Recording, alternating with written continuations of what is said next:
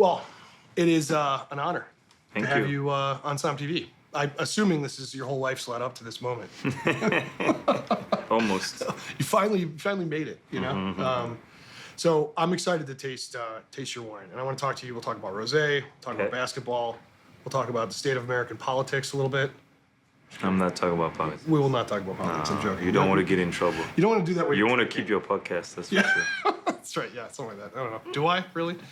No, but so I brought a bottle for you to taste, just really fast. This is just to start us off, and it's like your birth year is '82. Is that correct? Okay, So I brought yes. an '82 wine from the Roussillon in France.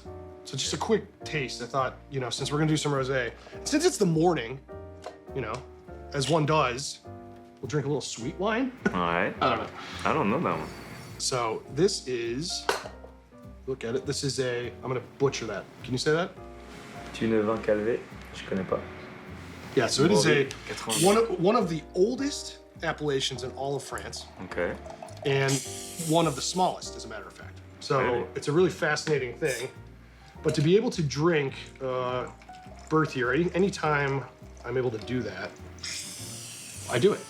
Okay. So I thought So it's from your own collection? this is this is from my own collection, All right. and When did you buy that?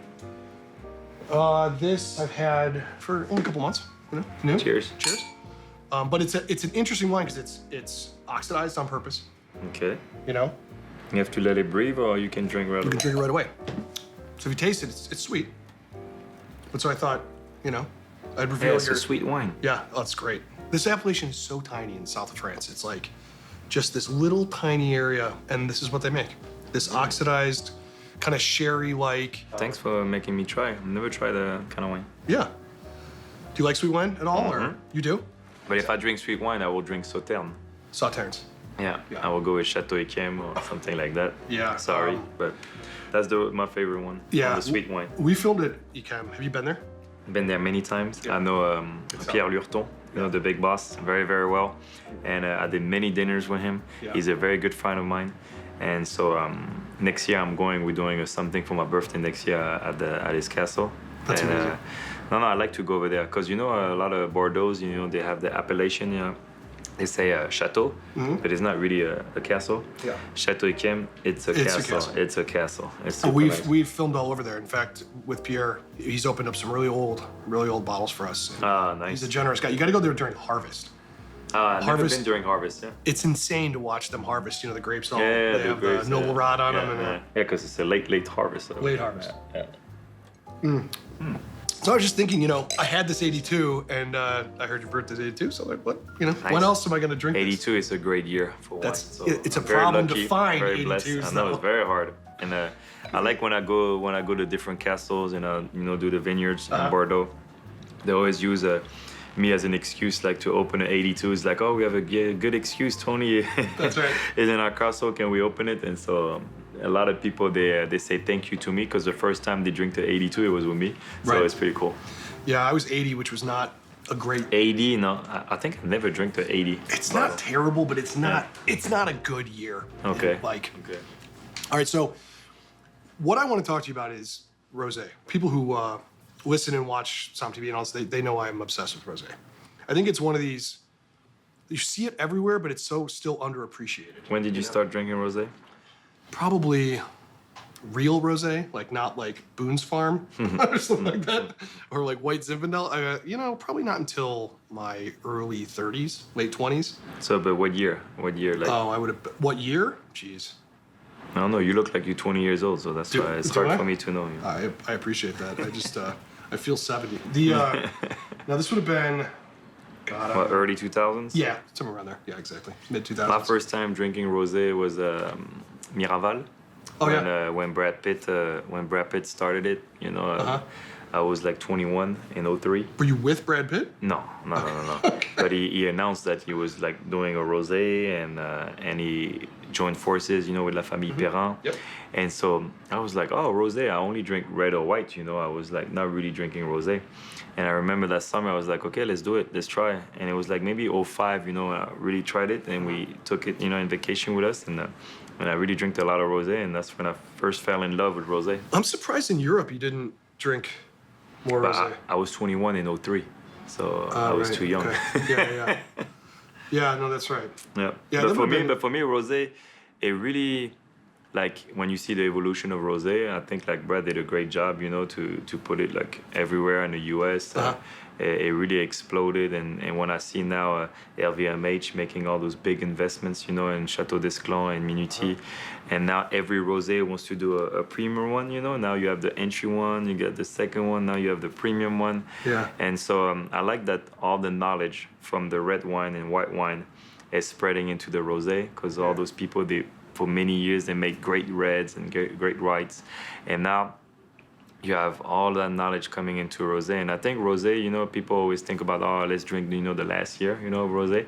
But I think now the like especially us, like the quality and the way we do it, rosé, we treating it like it's a red wine, and so I feel like in the years to come, you're gonna be able to keep rosé, for 4 or 5 years at least.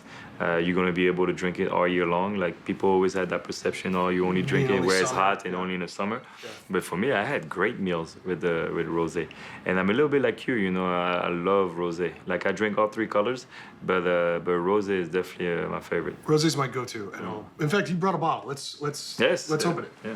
I'll let you open it. You have let the me honor. you want me you to have open the it? honor. You have the honor to Wow. open it. Okay, all I'll right. keep drinking the gift that you give me. Okay, all right. Well, it's an honor to open your wine. I like it. I really like it. It's Yeah, pretty that wine's tasty. good. So you never tried it? This? Yes. Nope. Nope. Okay, first time. All right. I am very excited. No pressure. Okay. I'll serve You're about you. I'll serve you. I'll serve you. Thanks, sir. Appreciate it.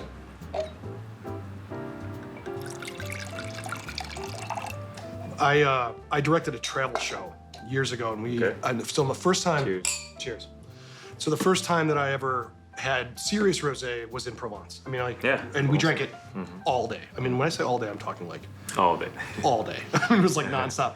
And I couldn't. The thing that blew me away was how affordable it was for how good it was. Yeah. I couldn't believe it, even at that young age. I agree with you on that. Yeah. It's wild. And so I do think if anyone who ever goes to Provence will become like an evangelist for. Be For addicted rosé. to that. Yeah. No, Yeah. I agree. I agree. Oh yeah, this is fantastic. This is great. Oh, it's got tannins. Like, I mean, it's got actual. So I'm obsessively telling people you can age rosé. Nobody believes me. I agree with you on that. I mean, some do. People who know do, but this could age. This has body to it. Yeah, This no, could I agree with you 100%. That's what I was saying. I don't think we should limit ourselves to drink rosé the last year that like let's say right now we're in 24, we can only drink the 23. I don't think so. Yeah. I think you can age it. I think you can have it in great meals. And I tried all different stuff, all different pairings, and I really think the future of rosé is going that direction. Yeah, I agree with you. So talk to me about food.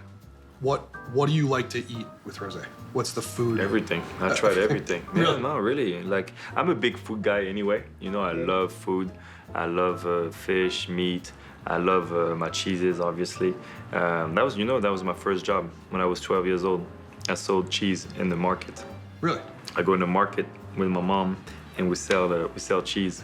Where is And this? so What- Normandy, where I grew up. in Normandy. Yeah, Okay. So that was my France. first job. So that was my first taste of like good food, and so obviously growing up in France, it's in my culture.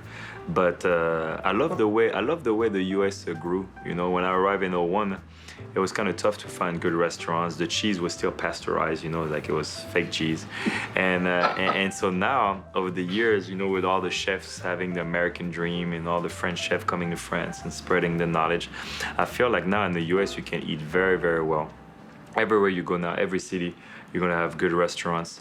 The Americans are doing better and better in the chef competitions, because I live in Lyon. Lyon is the capital of food.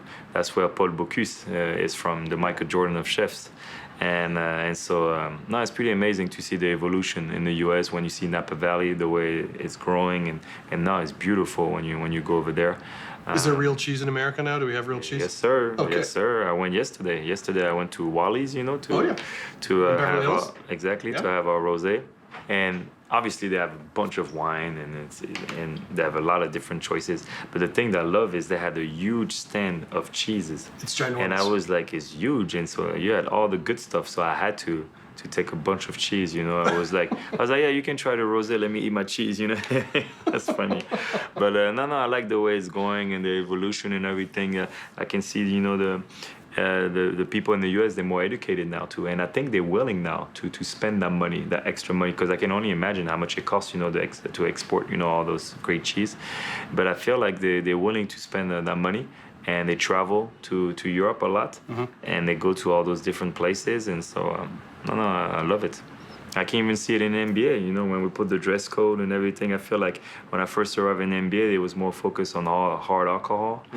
And now you can see a lot of NBA guys, they have their own vineyards, Dwayne Wade or Steph Curry, Carmelo Anthony. And I can see even in social media, they're very proud, to put what vintages they drink and all that kind of stuff. I feel like it's like almost like a status symbol, to be in the NBA and have like either a wine label or some vineyard land that you own. Yeah, it became cool, to have your wine. You were early in it though. You were. But me, I grew up with it. So, for me, I always knew I'd be in that business when I retired. When I was in San Antonio, it's not easy. 19 years old, you come to the U.S. and it was great to find out that my coach, Greg Popovich, was a huge wine lover, has a huge collection. So it was a huge great restaurant guy too. Exactly, and it was a great way for me to bond with him. And so that's what I used to do. I used to invite all the best castles once a month. I will do a dinner at my house. I will invite one of the castles. I have a great dinner. They bring great bottles. Can drink for free. It's perfect. The next day, I will invite them to a Spurs game. But then the most important, it was in the summer when I go see them and go to the vineyard. I can work on my allocation, make sure they keep the good bottles, And so over the years, I developed a great relationship, with all those people. So when I decided to invest in wine, it was natural. And it was just hard to find a good deal because all the good deals, either LVMH, they buy everything, or it stays in the family generation after generation. Yeah. So I was very blessed to meet Monsieur Rebier, my partner, who used to own the basketball team that I own now as well. So that's funny. In Lyon. Yeah, he used to own the team back in the day. And so now I've been the owner of that team for 10 years now, a majority owner. And so when we met through mutual friends, he found out that I wanted to invest in wine. And so we talked for a year and then found an agreement. Is it stressful owning a basketball team? I mean, you played and now... I love it. It's just it's stressful to a point that I can't do anything. I'm not on the court. I'm not. Do you every once in a while do like, all right, if I was of course, playing forward right now? No, we've been very successful. In 10 years we won 4 championships, so we've been very successful. Our last championship was with Wemby, and now he got drafted by the Spurs. So it's funny how it works, life. So it's pretty cool. Yeah, that's great. I wonder, did you talk to Popovich before he was drafted? Were you talking to him? No, they talked to me. They were scouting with you. They were scouting. It was like, how's that little French kid? Yeah, you didn't make him a counteroffer against. No, can't do anything. No, when you drafted, you can't do anything. Yeah, there's nothing you can do. Yeah. All right, so what's your dream meal with this rosé? Like, what do you? I know you eat anything. Yeah, I know. But if you're gonna sit down, Lyon is a place I like. Yeah. I look at pictures of Lyon and I gain 5 pounds. Like, it's like no joke. Last time I was there, everything's got cream and sauce and we're very known for sauce. I agree with you. Canals. I don't know, all if this I had stuff. to choose a dream meal, I would go with a fish. I would go with like a Dover sole or a branzino, something like that. Okay. And vegetables. That'd be my go-to. In a sauce or just like butter, garlic? No, with the lemon sauce. Lemon of course, sauce. you need a sauce. Okay. I mean, I don't think people appreciate rosé as a food wine enough. I agree with you. Most of the time they see it more like party and or like a spritz you have before dinner. It's like you just have it like something simple and easy. But I think it's changing, because now every house they're doing a premium one. Like us, we have Chateau La Mascaronne, but we have a premium one. It's called La Grande Réserve, La Mascaronne. And so we made this year 3,000 bottles that is going to be super premium. What makes it premium over there? But we take the best grapes, so it's just better, best grapes. Yeah. Better site, better. Interesting. Okay. A little bit like red wine, Yeah. And we saw Miraval, they're doing the same thing, with Muse and Chateau d'Esclans with Garus. It's kind of try to create like a premium one, and that's the one I think you're going to be very easy. You can save it, and let it age. I always think, some of these areas I see, some of them are using their grapes now to make red. Yes. Because I think they can, I don't know if it's because they can sell it for more or it's just there's more demand for red. I don't know. Do you feel any of that kind of pressure or is it? No, we don't feel no pressure. And my partner is all about, you know, high standard, premium. He's been in the wine business for like 25 years. So, but you guys are committed though to that. Yeah, we committed. We committed to make the best rosé in the world, and we know the competition is tough, but that's makes you want to work even harder. And we don't spare any expenses. You know, we want to make a great rosé, and especially like the property that we have. It's a beautiful property. Next time, if you come to the south of France, we'll organize a visit in La Mascaron. It's a beautiful property, and that's why you can see that we don't spare no expenses. You know, we try to have the best thing everywhere. Everything is handmade. Everything is natural, and everything comes from the property. How long have they made wine there? Oh, a long time. It goes back. Yeah, because before it was Tom Bow, like I told you, you know. Yeah. So that's why it made me comfortable, you know, to invest in La Mascaron, because Tom Bow did a great job, you know, with Miraval. So we knew it was just a matter of time. Just this gentleman was just selling wine, but his goal was not to do the marketing and sell it in the US or China. He was just happy to make good wine and sell it in Provence, you know. Yeah. Do you find a lot of other NBA players drinking rosé, or is it? Because what I always see is like, oh, I got a bottle of Opus One, or I got a bottle of, you know, Cheval Blanc, or you know, whatever it is. But no, like, I think rosé is the last 2-3 years. Last 2-3 years, I can see a big change, you know, and I can see some of the NBA guys invested in different rosé business. You know, Chris Paul invested in one and asked me about like what I was doing and stuff like that. So I think over the years we'll see more and more people investing in rosé. Yeah. Hopefully they won't be as good as yours. That way you can stand out. You know? Mine will be good, and then it's good if you have other good ones. You know? No, I know, of course. No, this is great. I really appreciate it. I mean, I guess my last thing is like, if I'm gonna go visit Lyon, right? I'm going there. What restaurants do I need to eat at? Like, 'cause you must Paul be dialed in. Bocuse. Paul Bocuse. You have to go over there. Right. Like I said, Michael Jordan of chefs. You have to go to Paul Bocuse. You have to go to La Mer Brasier, the tradition. Very old restaurants, been there forever. La Mer Brasier. And then if you want to see the view, you know, on the top of Lyon, and you see the beautiful view, I will go to La Tête d'Oie. La Tête d'Oie is a very famous chef, and the view is unbelievable. That'd be my top 3 for you. That's great. That's fantastic. In Lyon, do you see people drinking more rosé or white or red? Because it's kind of on the border area. No, now in France, everybody drinks all 3 colors. Yeah. Oh, yeah. No, the rosé in France are definitely finest spot. That's great. Well, I can't thank you enough. This wine is legitimately fantastic. No problem. Thank you. All right. Thanks, Tony.